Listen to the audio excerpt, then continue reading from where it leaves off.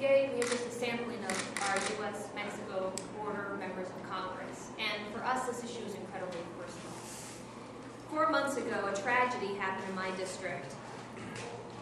A tragedy. A fifth-generation rancher, Rob Krentz, was heartlessly murdered on his own land that was in his family for 5 generations, a ranch that they had before even the state of Arizona had achieved statehood.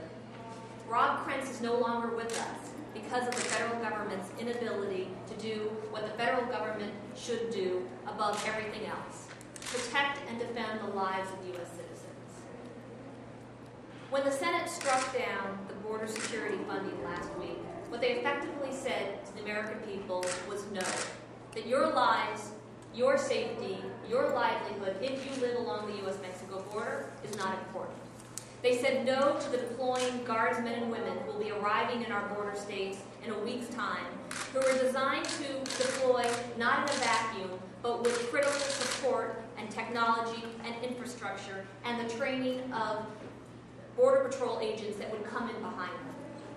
And what they did, they said no to their other fellow law enforcement officials, those that are going to be denied funding for state and local grants, all of the support that they have that really partners and dovetails with the federal government because of the inability to secure the border.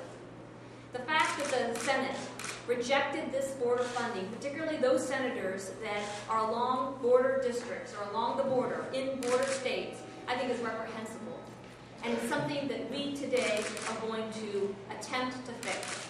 I know there's a lot of politics associated with funding bills, but the reality is the federal government has a responsibility to the American people, particularly those who live in Arizona, the state that is most heavily impacted in terms of illegal immigration. I live in the Tucson sector of the Border Patrol. Year to date, we've had over 180,000 apprehensions in my sector.